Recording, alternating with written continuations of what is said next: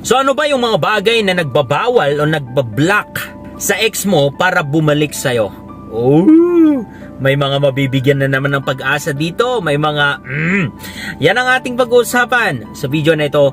Kaya let's go.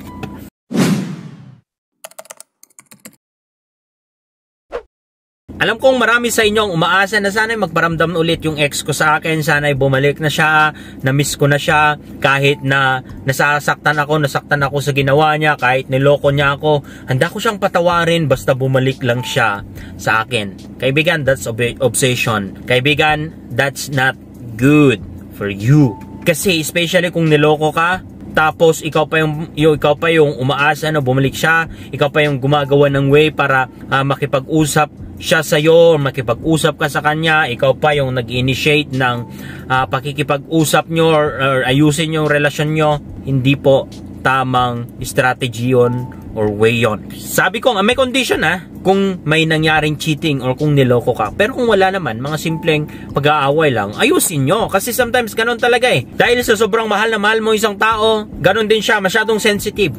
Kaya kahit mga malilit na gesture, mga malilit na ginagawa, ay nasasaktan ka at nasasaktan siya. And dahil sa hindi nyo alam kung paano ang approach or i-divert yung emotion nyo, dinadaan nyo sa, hiwalay na tayo. Ayoko na sa'yo. Sawang-sawa na ako. Pero deep inside, mahal mo pa naman. Kaibigan, sometimes kasi, sabi ko sa inyo, be matured. Learn to control emotion. Huwag mag-decision based sa inyong emotion. Delikado po. But anyway, ano ang mga bagay na nagbablock or nagbabawal sa ex mo para bumalik sa'yo? Unang-una sa lahat, siya. Siya yung nagbabawal sa sarili niya. Dahil kung ayaw niya, bakit pa siya babalik sa'yo? Common sense. Kung ayaw niya, there's no reason para bumalik pa siya sa'yo. Siya yung number one na nagbabawal para bumalik siya sa'yo. Maaring guilt dahil sa nagawa niya sa'yong masakit, nasaktan ka, niloko ka, merong guilt sa kanya, pwedeng ganon. Or pwedeng ayaw niya, hindi ka na niya talaga mahal, or pwedeng meron siyang iba. Ang point natin dito, siya number one kung bakit hindi siya bumabalik sa'yo. Pero mag-stick kayo hanggang sa last part dahil i-share ko sa inyo kung anong dapat yung gawin para bumalik siya sa inyo. Okay, number 2 na nagbabawal is that yung situation niya ngayon or yung GF niya or yung bago niya ngayon. Kasi ang relationship, especially kapag nagtagal kayo, hindi pwedeng makipagwalayan na walang dahilan. Maybe meron siyang certain decision na ginawa, maybe mag-aaral siya, mag-focus siya sa pag-aaral, sa business, or something na pinasok niyang situation na na-compromise yung relationship nyo kaya hindi siya maaring bumalik sa'yo. And wala ka nang magagawa doon. All you need to do ay ang respetuhin, ang tanggapin ang katotohanan. Or maybe ang kanyang bago kaya siya hindi makabalik sa'yo.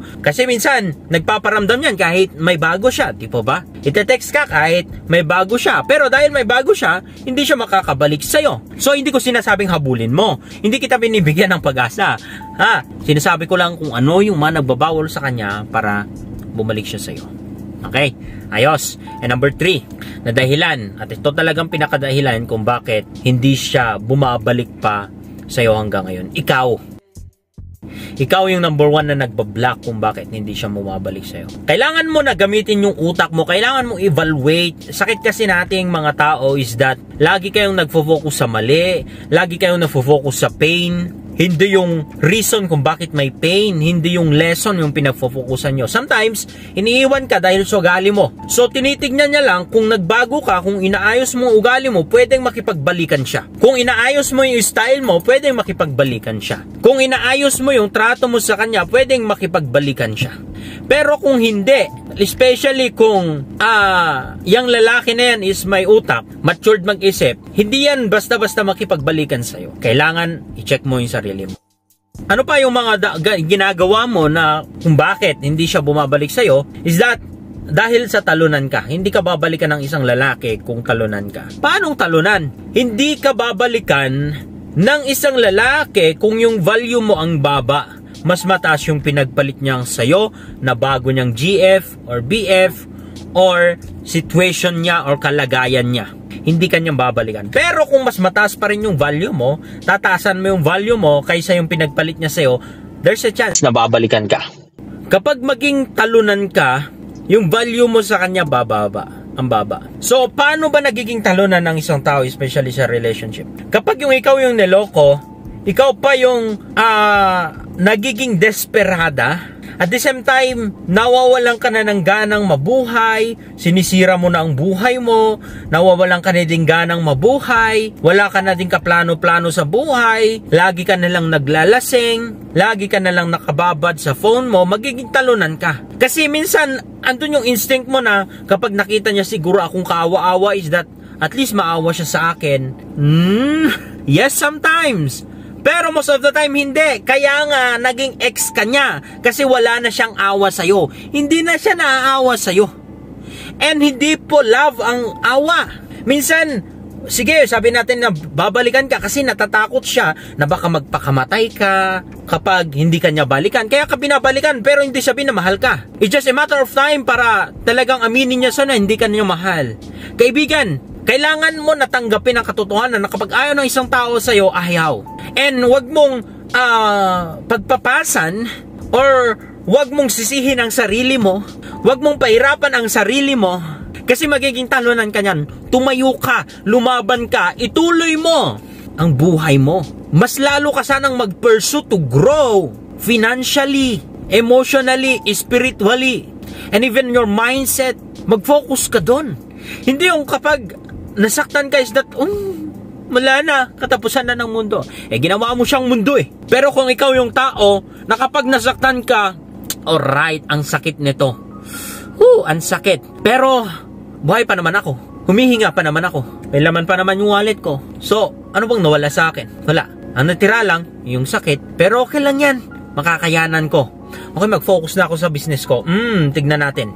Kapag naging successful tong business na to, meron akong sasakyan. Magkakaroon ako ng magandang bahay. Mas nadami yung hahabol sa akin. Mas nadami ako makikilala. Alright. Yun ang dapat kong gawin. Okay, so let's go. Magplano na ako.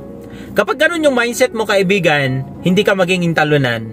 Ikaw yung panalo. Kasi ganun. Maniwala kasi hindi. Kapag nasa situation ka ngayon na parang wala nang patutungan ang mundo mo, it's a lie.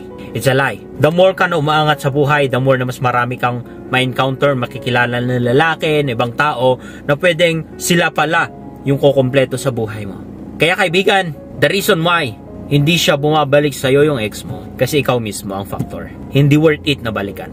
So if you want na bumalik siya, dapat worth it kang balikan. And it's up to you na kung naging worth it ka na balikan tapos pinapasok mo pa rin siya. Depende sa situation nyo. I-analyze mo kung ano nangyari sa inyo. Ang point ko lang dito, kaibigan, kung gusto mo na bumalik talaga siya sa'yo, huwag mong habulin. Huwag kang mag-focus sa kanya. Mag-focus ka sa sarili mo. Mag-focus ka sa growth mo. Mag-focus ka mag-improve sa buhay, mag-invest ng knowledge, mag-invest ng planning sa business, ng marketing, kung ano man. You know, and in that way, kapag na-redirect mo sa iba yung focus mo, mas maiwasan mo siyang isipin. At kapag maiwasan mo siyang isipin, mas makapag-focus ka sa kung anong gusto mong gawin sa buhay, sa kung anong plano mo sa buhay. At kapag gumanda ang buhay mo, babalik yan sa'yo. Magpaparamdam yan sa'yo. Imbes na palagi kang naghabol, umiiyak, nag-umaasa palagi ng chat niya, walang kwenta yan, walang silbi yan. Stand up and fight. So that's it for today's video. Maraming salamat. Ingat. God bless. Bye.